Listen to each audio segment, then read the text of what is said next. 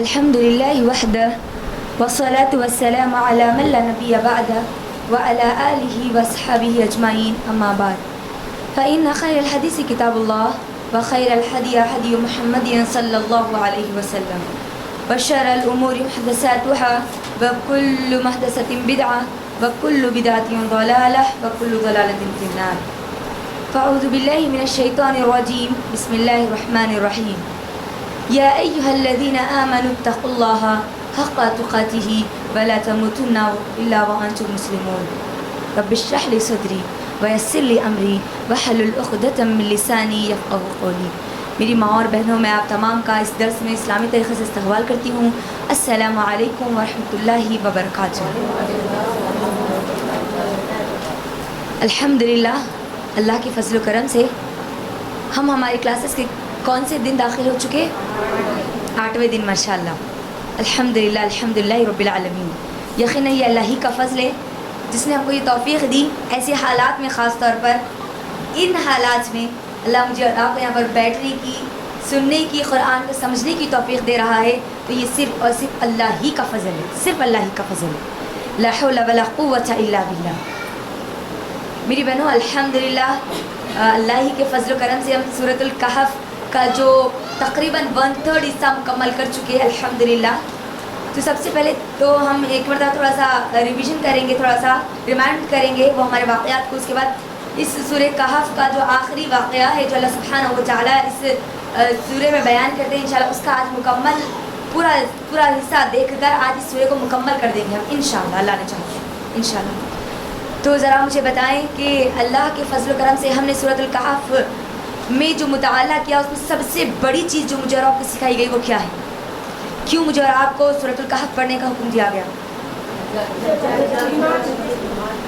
جی کیوں؟ پہلی بات تو مجھے اور آپ کو حکم کیوں ملا؟ یہ پڑھنا کیوں چاہیے مجھے اور آپ کو؟ پڑھنا کیوں چاہیے؟ کیوں اللہ کے نبی نے کہا کہ تم ہر جمعہ کو جمعہ اس کو پڑھا کرو؟ یس، اس دنیا کا سب سے بڑا جو فتنہ ہے اس سے تم کو بچنا ہے. اب تم کو اس سے بچنا کیسے؟ اس کے فتنے تم پر کیسے کیسے آئیں گے؟ ایسے حالات میں تم پر جو فتنے آئیں گے ان فتنوں کے حالات میں تم کو کیا کرنا ہے؟ تم کو چابیاں دے دی گئی، تم کو کیز دے دی گئی. اب تم کو جب وہ فتنہ آئے گا تو وہ چابیوں سے وہ تالوں کو کھول کر اپنے آپ کو تم کو محفوظ کرنا ہے. یہ تم کو ہم سب کو بتا دیا گیا. تو اصحاب کہف کے ذریعے جو دجالی فتنہ میرے اور آپ کے اوپر آ چکا ہے یا آ رہا ہے، سب سے بڑا فتنہ کون سا بتایا گیا اصحاب کہف کے ذریعے؟ کون سا فتنہ آئے گا؟ آ رہا ہے اصحاب کہف میں، کہف والے غار والے لوگوں کے ذریعے مجھے آپ کو کیا بتایا گیا؟ ایمان. سب سے بڑا فتنہ کس کے اوپر آئے گا؟ میرے اور آپ کے ایمان پر آئے گا. دجال کی یہ سب سے بڑی کوشش ہوگی، دجالی فتنوں کی یہ کوشش ہوگی. دجال کی جتنی ذریت ہے، اس کی جتنی اولادیں ہیں، اس کے جتنے پیروکار ہیں، جتنی اس کی دوست ہے، جتنے لوگ ہیں، وہ پورے کے پورے سب سے پہلا حملہ مجھ پر اور آپ پر کون سا کریں گے؟ ایمان کا کریں گے. کیونکہ ایمان ہی وہ قیمتی چیز ہے نا. اگر وہ چلی گئی تو سب چلا گیا. جب ایمان ہی نہیں ہوگا تو جنت میں جانے کا تصور تو اب چھوڑ دیجیے، ہے نا. ایمان کی بنیاد پر ہی تو ہماری جنت اور جہنم کا فیصلہ ہوگا نا. بندہ بظاہر تو مسلمان رہے لیکن اس کا دل مسلمان نہ رہے، یہی ہے دجالی کی سب سے بڑی کوشش.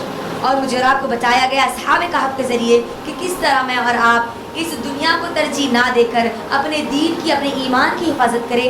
اگر ہم کسی بھی معاملے میں کسی بھی وقت اگر اپنے ایمان کو اگر ہم کمپرومائز کر لیں گے، اگر ہمارے دین کو کمپرومائز کر لیں گے، یعنی نبی صلی اللہ علیہ وسلم کا جو طریقہ بتایا گیا اس طریقے کو اگر کمپرومائز کر لیں گے تو پھر سمجھ جانا کہ یہ دجالی فتنہ ہمارے اوپر کام کر گیا.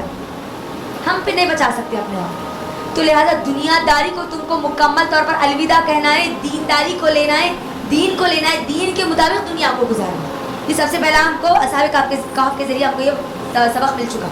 اب اصحاب کہف میں بہت سارے لیسنس ہم کو ملے لیکن وہ ڈیٹیل میں جانا نہیں چاہتی کیونکہ ہم کو دوسرے بھی واقعات، آج کا واقعہ اور آخری 10 آیتیں پوری مکمل کرنا ہے انشاءاللہ. پھر دوسرا واقعہ اللہ نے کیا کہا؟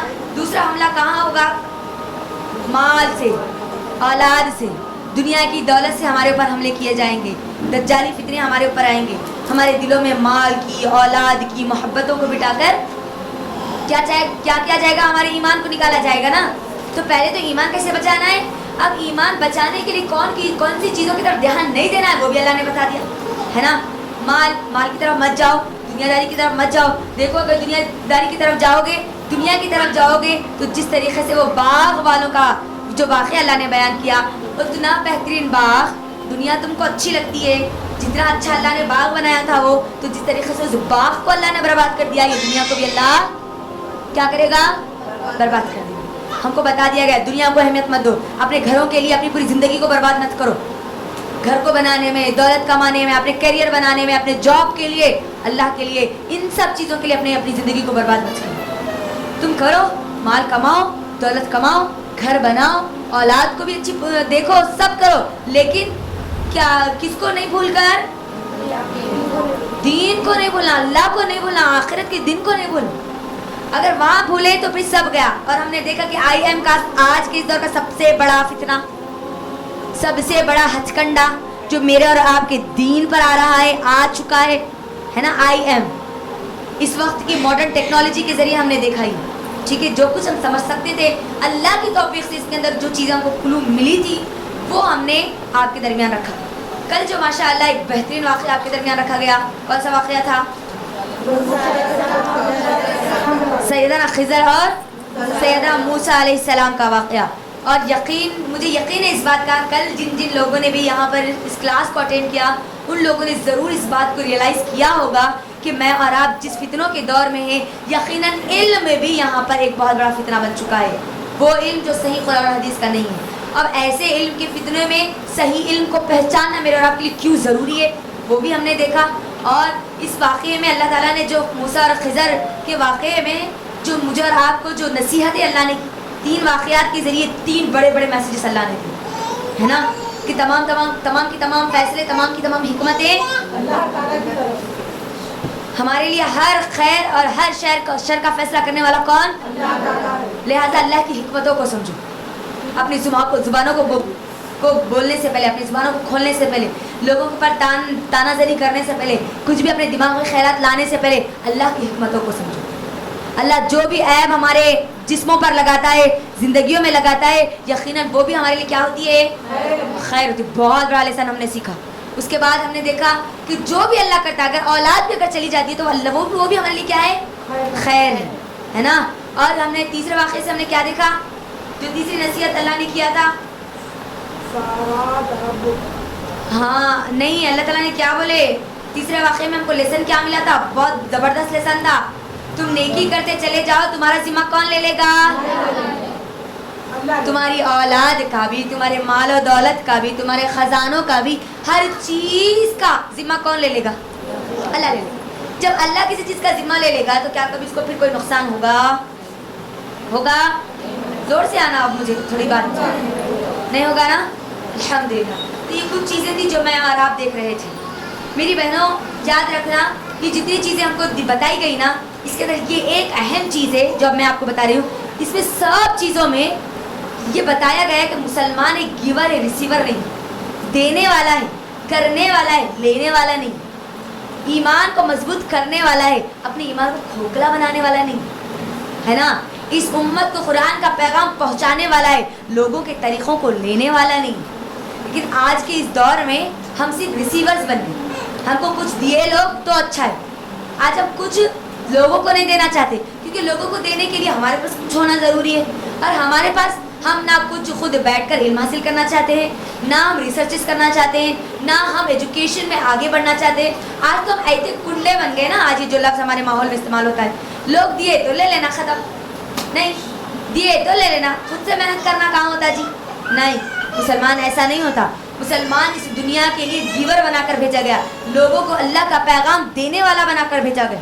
اور یہ قرآن کا اصل مقصد بھی یہی, مسلمان کا اصل مقصد بھی یہی. تو لہٰذا آپ کو ہم نماز پڑھتے, نماز میں ہم کیا کرتے ہیں؟ بعض لوگ نماز کیوں چھوڑ دیتے؟ ارے نماز پڑھتے وہ کیا مل رہا جی؟ کچھ بھی نہیں مل رہا, ہماری دعائیں قبول نہیں ہو رہی. کیا ہم ہماری دعاؤں کو قبول کروانے کے لیے نماز پڑھتے؟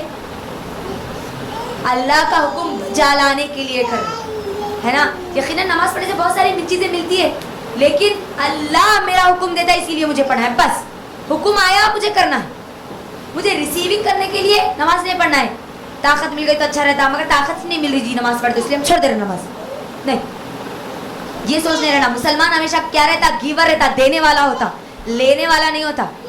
اور جو دجال ہے وہ کیا کرے گا, کیا کرے گا, ہم کو یہی تو کرے گا نا, ہم کو دے گا نا, ہے نا.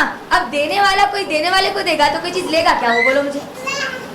آپ کے پاس خوب دولت ہے اور کوئی آپ کو دولت دے گا تو کیا آپ لیں گے, ہمارے پاس بہت کچھ ہے ہم کہیں کو لیں گے بولے. لیکن جو لینے والا آدمی ہے اس کے پاس کروڑوں کی بھی پراپرٹی ہو, لیکن اس کی اگر خصلت لینے والی رہی, ریسیونگ والی رہی, تو اس کی کبھی بھی وہ انہیں موت بھی آ جائے گی, خبر میں بھی چلا جائے گا, لیکن اس کی عادت نہیں بدلے گی. مجھے واقعہ پر بتایا جا رہا, یہ مین پوائنٹ ہے, یہ بات یاد رکھنا. پورے واقعات میں تم کو دینے والا بنایا گیا. یہ واقعات تم کو دیے نا اللہ نے, ہے نا. تم علم حاصل کرو, خود عمل کرو اور لوگوں تک پہنچاؤ. یہ فتنہ ایسا ہے, بہت خطرناک ہے. تم کو بچانا ہے اپنے آپ کو, اپنے گھر کو, اپنی اولاد کو, اپنے بچوں کو, اپنے ماحول کو, اپنے معاشرے کو, اپنے ملک کو, اس دنیا کو تم کو بچانا ہے. تم کو دے دیا گیا, تم کو دے دیا گیا. جو نصیحتیں تھی ہم کل دیکھے نا, اللہ جو نصیحتیں ہم کو ہدایت سے ملنا چاہتی تھی, وہ نصیحتیں, وہ علم, وہ پورے مثالیں اللہ نے دے دی نا. ہاں, تو اب یہاں پر اس بات, اس کے آگے اب جو واقعہ آ رہا ہے میری بہنوں, آپ سب مصحف بھی کھولیں. اور پھر آج جس طریقے سے ہم جائیں گے وہ ترتیب میں آپ کو بتاتی چلوں. آج ذوالقرنین کا جو واقعہ انشاءاللہ آپ کے درمیان رکھا جائے گا, انشاءاللہ جو چوتھا واقعہ ہم کو سورہ کہف میں ملتا ہے. سب سے پہلی چیز تو ہم سورۃ الکہف میں ذوالقرنین کا جو مکمل واقعہ ہے, پہلے ہم ایک مرتبہ قرآن کی جو عربی متن ہے پورا اس کو ایک مرتبہ پڑھ لیں گے, اس کے بعد اس کے ترجمے کی طرف جائیں گے. اس سے ہوگا کیا فائدہ, ایک تو ہمارے پاس وقت بچے گا, دوسری چیز ہوگا کیا ہوگا کہ ہم واقعات کو اس کے ایک دوسرے سے لنک کرتے ہوئے تیزی سے آگے بڑھیں گے, کیونکہ ہم کو آج پورا سورہ کہف مکمل کرنا ہے انشاءاللہ. تو چلے اب ہم دیکھتے ہیں کہ اللہ سبحانہ و تعالیٰ ذوالقرنین کے بارے میں آیت نمبر 83 سے لے کر آیت نمبر 98 تک کیا کہتے ہیں. پہلے عربی متن ہم اس کا سن لیتے ہیں. اعوذ باللہ من الشیطان الرجیم, بسم اللہ الرحمن الرحیم. وَيَسْأَلُونَكَ عَنْ ذِي الْقَرْنَيْنِ قُلْ سَأَتْلُو عَلَيْكُمْ مِنْهُ ذِكْرًا إِنَّا مَكَّنَّا لَهُ فِي الْأَرْضِ وَآتَيْنَاهُ مِنْ كُلِّ شَيْءٍ سَبَبًا فَأَتْبَعَ سَبَبًا حَتَّى إِذَا بَلَغَ مَغْرِبَ الشَّمْسِ وجدها تغرب في عين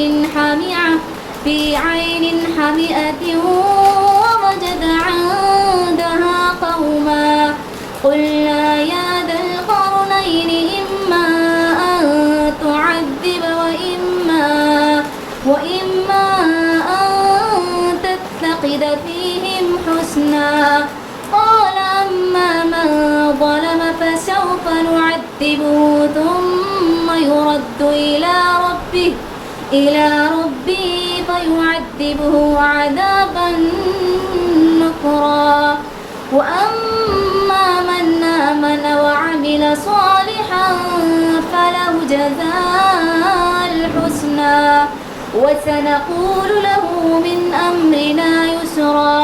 ثم أتبع سببا حتى إذا بلغ مطلع الشمس وجدها تطلع على قوم لم نجعل لهم من دونها سترا. كذلك وقد أحطنا بما لديه خبرا. ثم أتبع سببا حتى إذا بلغ بين السدين وجد من دونهما قوما لا يكادون يفقهون قولا. قالوا يا ذا القرنين إن ياجوج وماجوج مفسدين في الأرض فهل نجعل لك خرجا على أن تجعل بيننا وبينهم سدا. قال ما مكني في ربي خير فاعينوني بقوة أجعل بينكم وبينهم ردما. آتوني دبر الحديد حتى إذا سابا بين الصدفين قال انفقوا حتى إذا جعله نارا قال آتوني أفرغ عليه قطرا فما استطاعوا أن يظهروه وما استطاعوا له نقبا قال هذا رحمة من ربي قال هذا رحمة من ربي فإذا جاء بعد ربي جعله دكا وكان بعد ربي حقا. اب ان آیات میں اللہ سبحانہ و تعالیٰ مکمل طور پر ذوالقرنین کا پورا واقعہ اللہ تعالیٰ بیان کرتے ہیں. سب سے پہلے آئیے آیت نمبر 83 پر. اللہ سبحانہ و تعالیٰ کیا کہتے ہیں؟ اب یہاں پر دیکھیے ذوالقرنین، یعنی ہم نے دیکھا تھا کہ سورۃ الکہف کی جو نزول کی جو اسباب تھے اس کے اندر سب سے ایک اہم سبب کیا تھا یا نزول کی وجہ کیا تھی؟ مشرکین مکہ نے کیا کیا تھا؟ اللہ کے نبی صلی اللہ علیہ وسلم کو کتنے سوالات کیے تھے؟ 3 سوالات کیے تھے. اچھا، مشرکین مکہ کو یہ 3 سوالات کس نے بتلائے تھے؟ آپ سب پوری کلاسز میں موجود تھے ماشاءاللہ. ہم کو اگر یہ چیزیں پتہ نہیں ہوگی نا تو پھر آگے کنکلوڈ نہیں کر پائیں گے ہم لوگ. یہودیوں نے سوال کیا تھا ذوالقرنین کے بارے میں، اور انہوں نے سوال کلیئر کٹ بھی نہیں کیا تھا. یہ بھی بات یاد رکھنا. کیا کیا تھا انہیں سوال؟ انہوں نے اس آدمی کے بارے میں بتاؤ، اس شخص کے بارے میں بتاؤ جس نے مشرق سے مغرب کے درمیان طواف کیا تھا، سفر کیا تھا. سوال ایسا کیا؟ نام بھی نہیں بتایا. اور اس سے کیا پتہ چلا؟ ایک تو یہ کہ مشرکین کو یہودیوں نے جو سوال کیا تھا تو اس کا مطلب یہودیوں کو ان کے بارے میں علم تھا. یہ لوگ جانتے تھے ان کے بارے میں، ان کی کتابوں میں ان کا ذکر موجود ہے ذوالقرنین کے بارے میں. ٹھیک ہے. اور دوسری چیز، مشرکین مکہ نے جب، کیونکہ ان کو خود کو بھی نہیں پتا تھا، یہ بات پتا کس کو تھی؟ صرف یہودیوں کی تھی. یہودیوں نے صرف سوال کیے، کس کو سوال بتائے؟ کس کو؟ مشرکین کو. مشرکین نے کیا کیا؟ جا کے وہ سوال کس تک پہنچائے؟ نبی صلی اللہ علیہ وسلم تک. یعنی وہ خود بھی نہیں جانتے تھے ذوالقرنین کے بارے میں، زیادہ کچھ بھی نہیں جانتے تھے. جانتے کون تھے؟ اب یہاں پر صرف یہودی جانتے تھے، کیونکہ یہودیوں کی کتابوں میں اب اس کا مطلب یہ ہے کہ وہ لوگ جانتے تھے ذوالقرنین کے بارے میں، بہت اچھی طریقے سے جانتے تھے. اسی لیے انہیں ایسا سوال کیا جس سے پتہ چلے کہ اللہ کے نبی صلی اللہ علیہ وسلم اگر نبی ہے تو پھر یہ بات معلوم ہو جائے گی گویا ان کے پاس اب وحی آتی ہے یا نہیں آتی، کیونکہ یہ واقعہ ایسا تھا جو بہت کم لوگوں کو معلوم تھا، ہے نا.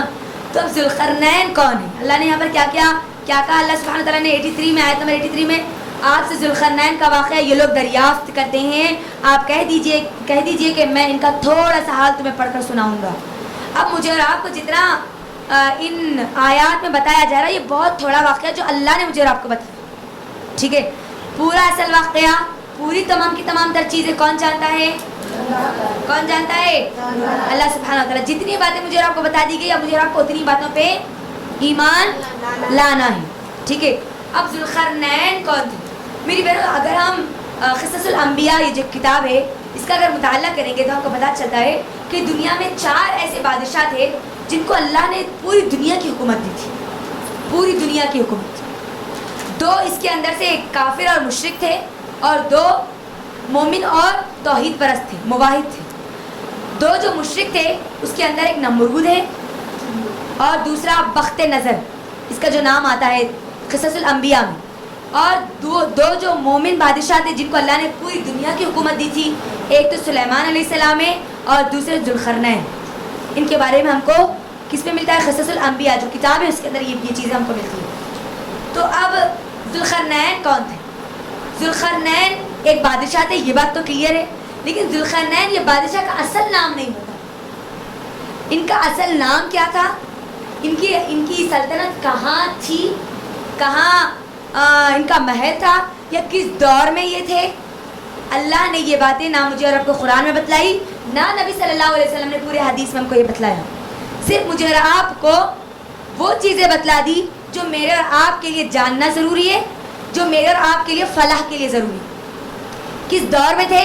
پوری کتابوں میں کہیں پر بھی ہم کو اس کا ذکر نہیں ملتا، نہ اللہ نے کہا نہ نبی صلی اللہ علیہ وسلم نے. تو مطلب یہ ہے کہ جتنا مجھے اور آپ کے لیے ضروری تھا، ضروری ہے، تو اللہ نے مجھے اور آپ کو اتنا بتلا دیا. بیکار کی باتوں میں، کیونکہ اگر ان کا اصل نام بھی پتہ ہوتا تو کیا اس سے شریعت پر کوئی اثر پڑتا؟ کس دور میں تھے اس پر بھی اس سے ہماری شریعت پر کوئی اثر پڑتا؟ کس جگہ ان کی حکومت تھی، یعنی کس جگہ پر ان کا محل تھا، پتہ چلتا. اگر ہم کو اگر معلوم بھی ہوتا تو اس سے کچھ فائدہ ہوتا. جو چیز فائدے کی ہے مجھے اور آپ کو اللہ نے وہ بتلا. تو یہ بات ہمارے ذہنوں میں رکھ لیں. قرآن میں کہیں پر بھی اب یہ ذوالقرنین کا جو اصل نام ہے کیا ہے ہم کو نہیں بتایا گیا. اب ذوالقرنین ان کا یہ جو لقب ہے جو مفسرین کہتے ہیں یہ کیوں پڑا؟ ذوالقرنین عربی میں کہتے ہیں دو سینگ والے. کس کو بولتے ذرا بولو؟ دو سینگ. مفسرین یہ کہتے ہیں کہ وہ جو یہ ٹوپی پہنتے تھے نا وہ ٹوپی کے اوپر دو سینگ کی طرح شکل تھے. اور بعض علماء یہ کہتے ہیں، بعض مفسرین یہ کہتے ہیں کیونکہ اللہ نے ان کو پوری زمین پر ایسی اتنی حکومت دی تھی کہ ان کی جتنی جہاں تک حکومت تھی نا، اگر اس حکومت کو ایک شکل دیا جائے تو ایک مینڈے کی شکل بنتی تھی وہ پوری، اور اس کے اوپر دو سینگ بنتے تھے. جو حکومت ان کو اللہ نے دی تھی نا، پوری حکومت کو اگر جوڑا جائے تو جس شیپ میں ان کی پوری حکومت بنتی تھی وہ حکومت ایک مینڈے کے اوپر دو سینگ کی طرح بنتی تھی. اسی لیے ان کو ذوالقرنین کہا گیا. بعض مفسرین یہ کہتے ہیں کہ قرن کے معنی کیا ہے؟ بال، لٹ. جو دو بال ہوتے ہیں نا، بال، وہ دو بالوں کی لٹیں ان کے سر پر تھی. اس سے بھی ان کا نام ذوالقرنین رکھا گیا. تو اب یہ جو بادشاہ تھے ذوالقرنین، ان کے بارے میں آتا ہے کہ اللہ سبحانہ و تعالیٰ نے ان کو بہت ساری صلاحیتیں، بہت ساری قوت اور بہت ساری اللہ سبحانہ و تعالیٰ طاقتیں دی تھی. جو دوسری آیت میں اللہ سبحانہ و تعالیٰ بول رہے ہیں، دیکھو آپ وہاں پر دوسری آیت میں اللہ تعالیٰ کیا کہہ رہے ہیں؟ ہم نے اسے زمین میں قوت عطا فرمائی تھی اور اسے ہر چیز کا سامان بھی عنایت کیا تھا اللہ تعالیٰ نے. یعنی یہ وہ بادشاہ تھے، وہ انسان تھے، یہ نبی نہیں تھے، یہ ولی نہیں تھے، یہ بات یاد رکھنا. اور یہ فرشتہ بھی نہیں تھے، یہ بادشاہ تھے. ٹھیک ہے؟ تو اللہ نے ان کو طاقت دی تھی.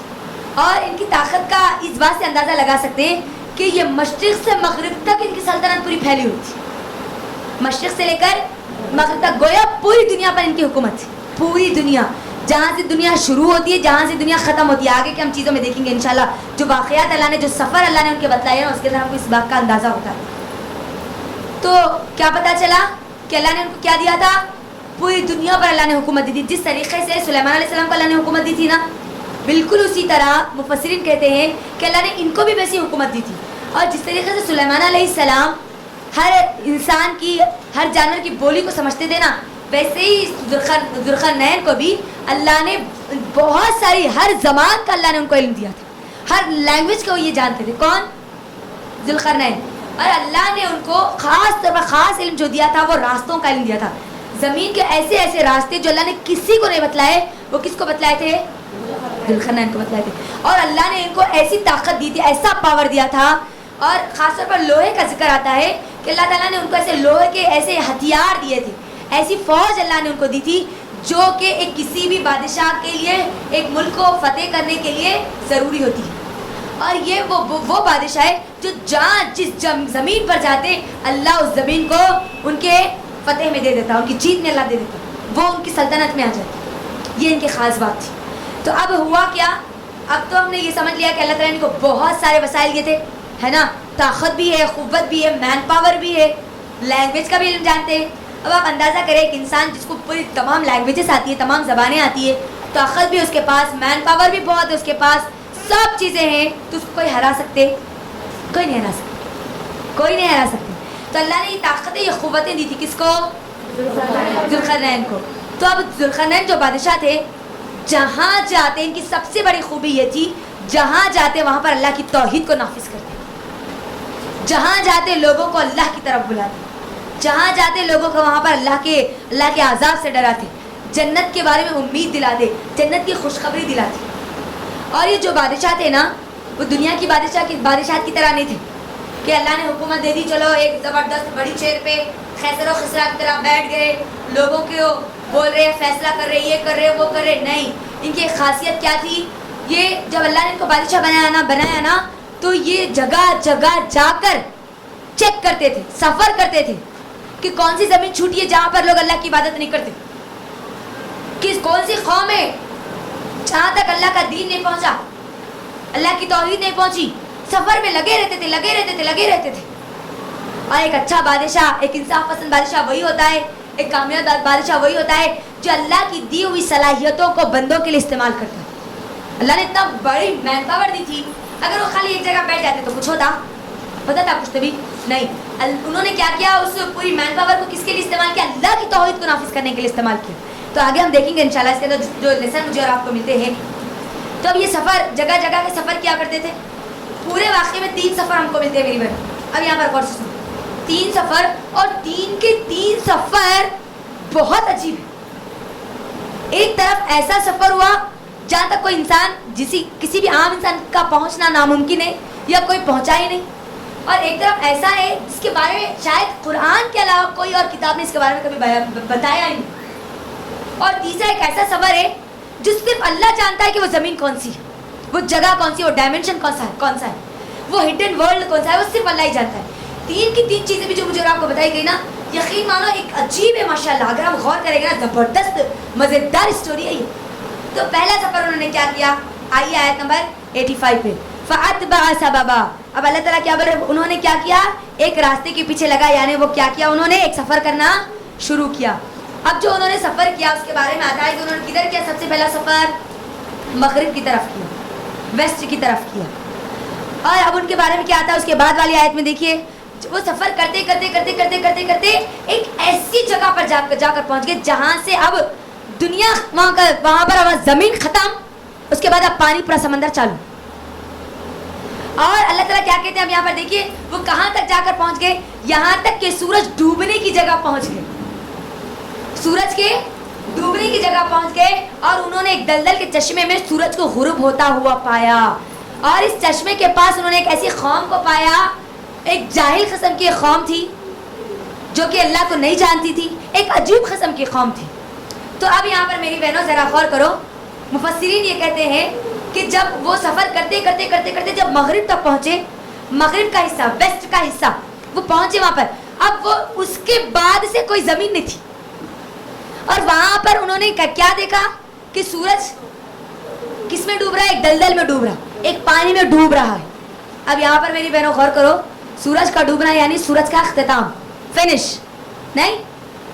لیکن علماء یہ کہتے ہیں کہ وہ زمین ایسی تھی جہاں پر وہ گئے تھے, گویا وہ جو چشمہ تھا اتنا دلدل والا تھا, اتنا گرم تھا, اتنا کالا تھا, اس کا پانی کالا پانی تھا, اور اس میں انہوں نے سورج کو ڈوبتے ہوا دیکھا. یعنی اگر ہم کبھی سمندر میں دیکھتے ہیں, دور سے اگر ہم دیکھتے ہیں سمندر میں, اگر سورج کو ڈوبتا ہوا دیکھتے تو ہمیں کیسا لگتا ہے جیسے سورج نیچے جا رہا ہے, ڈوب رہا ہے, لیکن حقیقت میں سورج نہیں ڈوبتا. اب وہ آخری جو مغرب کا جو آخری حصہ تھا, وہاں پر انہوں نے قوم کو پایا, ایک عجیب قسم کی قوم تھی, ایک بہت عجیب قسم کی قوم تھی.